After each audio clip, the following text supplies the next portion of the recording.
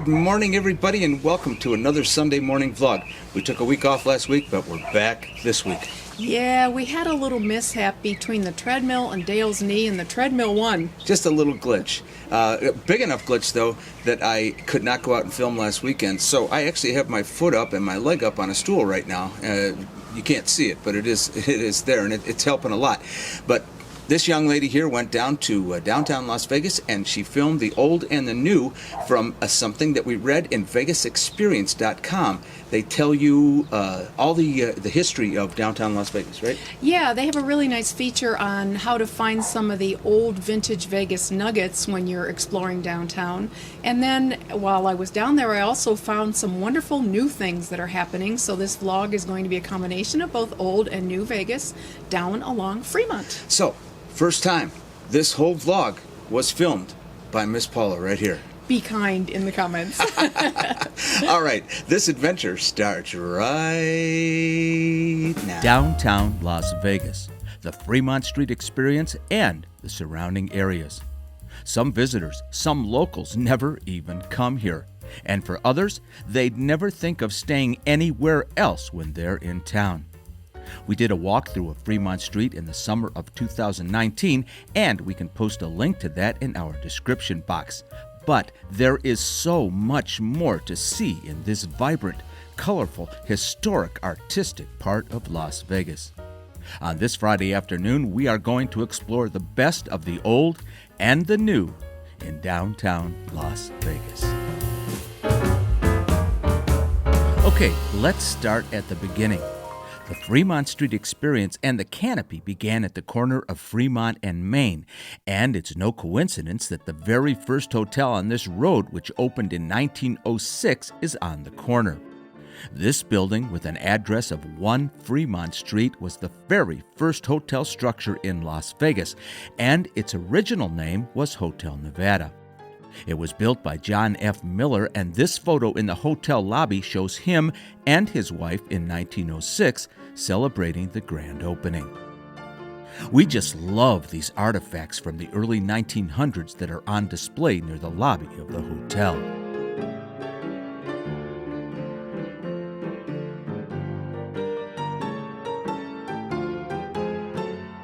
Fast forward to the 1930s, one of the many expansions, and the hotel was renamed Sal Sagiv.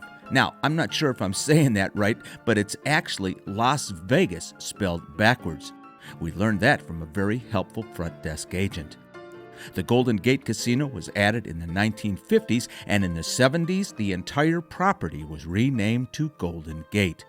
In case you're curious, yes, it is named after the Golden Gate Bridge. Right across the street, talk about contrast. This is the newest and coolest resort in downtown Las Vegas called Circa.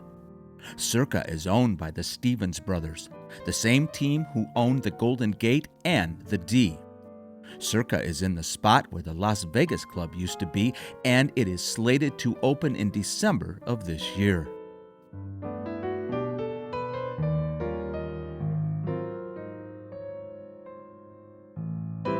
Circa will have 44 floors, a 2-story casino, a 3-story stadium-style sportsbook, which is reported to be the largest in the world, and a 6-tiered swimming pool area.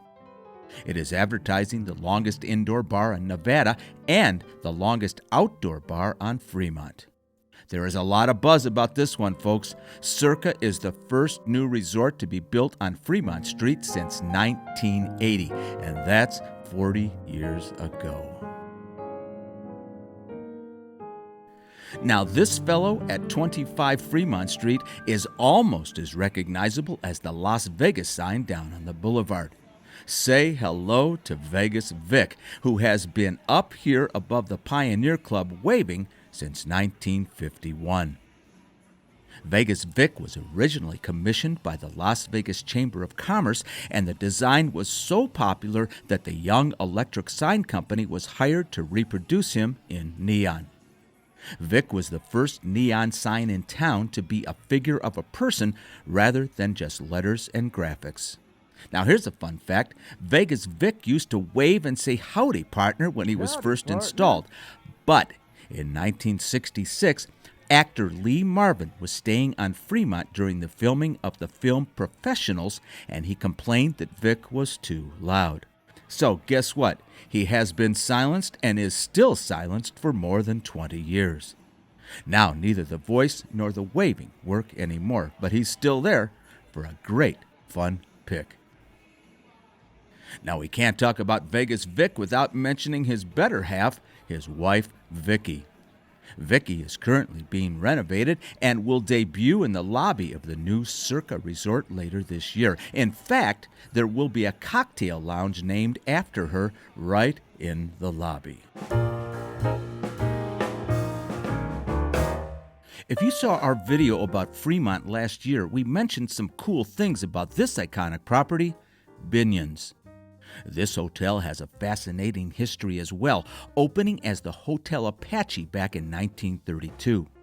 One of Vegas's most colorful characters, Benny Binion, bought the place in 1951 and opened it as the Horseshoe.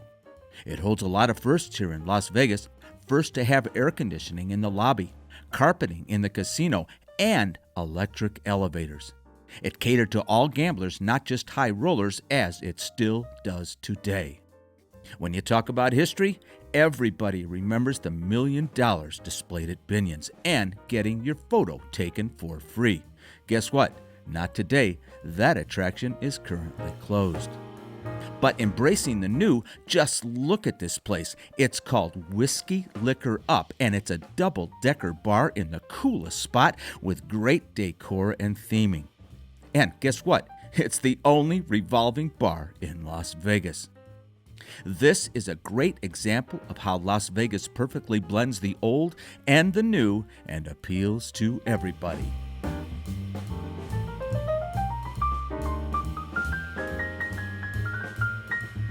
Now, across the street is one of the classiest spots on Fremont, the beautiful Golden Nugget. When we were researching this vlog, we found some great tips and pointers on the vegasexperience.com website. They show you historic and unique things to look for in downtown Las Vegas. A big shout out to them for sending us on a really fun and exciting journey. So at Golden Nugget, in the fabulous $30 million pool area, is a 200,000-gallon shark tank. We couldn't get in the pool area, of course, but we were able to snap a couple of pics where you can see sharks swimming in that tank just across the way. Imagine swimming with the sharks in the middle of the desert. Well, guess what? You can do it right here at the Golden Nugget. And just across the hall from the pool was this wall of Western memorabilia. We couldn't resist capturing a shot of this. I mean, come on, you ought to know by now that we just love all things Western, no matter where we find it.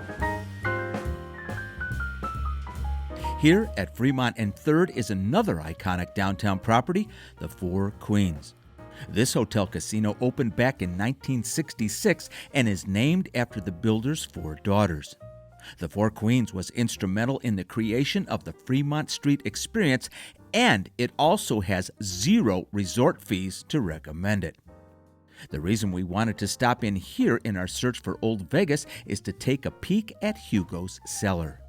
This superb steakhouse is old school, where the walls are brick, the booths are dark, and the waitstaff wears white shirt and tie. And we have heard that the steaks are exquisite. We have never been here, but we need to rectify that as soon as possible. This looks like it's going to be our kind of place.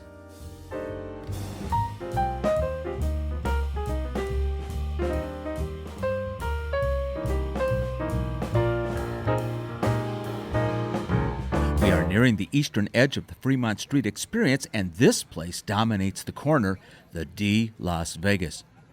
Who remembers what this building used to be? Think about it now. Shamrocks. Oh yeah, it was Fitzgerald's. It was renovated and rebranded in 2012 by the Stevens brothers, and it is incredibly popular. The D offers the largest Keno board in town, but that's not why we're here today. We are headed to the second floor casino in search of the only horse racing slot machine in Las Vegas. This treasure is Sigma Derby, your chance to bet on the horses right here at the D. How cool is this? When we were first married, I used to play the horse racing slot over at the Frontier, and it was absolutely one of my favorites. I'm really happy to see this here at the D. It's modern and updated, yet still remains the same.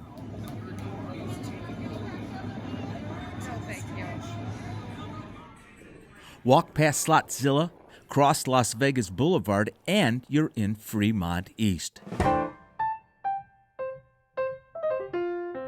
This 6-block area from the Boulevard to 8th Street and Ogden to Carson Street came to be in 2002.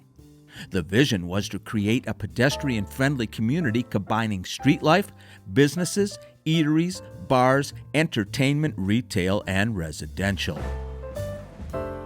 One of the cornerstones of Fremont East is the El Cortez, and still has such a presence almost 80 years in, don't you think?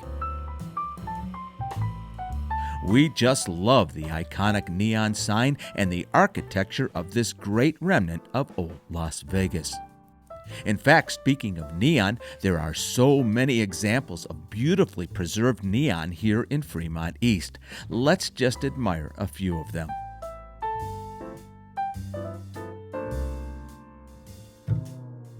This might have been a bright sunny afternoon, but even so, they draw our attention and admiration. Of course, neon in Las Vegas, always synonymous.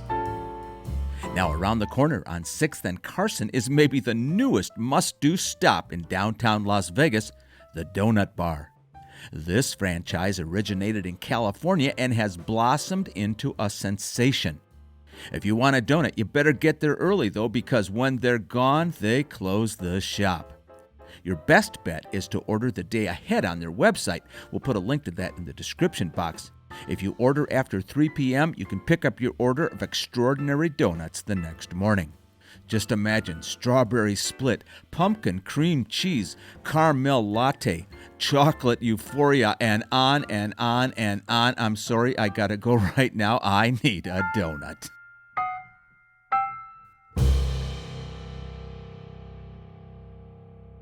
Here at 7th and Fremont is one of the coolest ways to spend an afternoon, the Downtown Container Park. It's a shopping, dining, and entertainment complex built out of shipping containers and cubes, and it is utterly charming. The CEO of Zappos, Tony Hsieh, came up with the idea as part of the initiative to revitalize downtown Las Vegas, and construction began in 2012.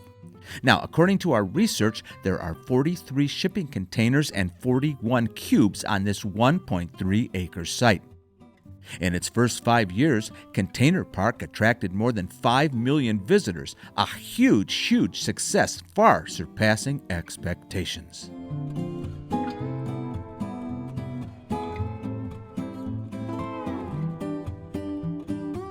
All right. If you're talking Old Vegas history, we may have saved the best for last. Continuing east on Fremont here, just past 9th Street, is Atomic Liquors. This little place is the oldest freestanding bar in Las Vegas, and it has the very first packaged liquor license and off-sales permit number 00001. What a great story this place has. Back in 1945, husband and wife Joe and Stella opened a cafe. 7 years later, as a result of the Nevada test site and Joe getting tired of cooking, they changed it to a bar, put in a rooftop seating area so guests could watch the atomic testing 65 miles away, and the rest is history. Atomic Liquors has appeared in the film The Hangover, Casino, Twilight Zone, and Anthony Bourdain's Parts Unknown. The Rat Pack actually partied here, and Barbra Streisand was also a frequent visitor. In fact, her favorite chair is on display at the bar with a star on the back of it. Before we leave downtown, I just want to pay homage to the incredible artwork that is on display everywhere you look on the sides of buildings and down alleyways. I found myself constantly stopping to snap pictures of the art because these people are incredibly talented. Yes, downtown can be gritty, but it's also very real, vibrant, full of life, and it is home to so much of the early history of this town. We applaud all who continue to reinvent it, preserve it, and draw people back to it.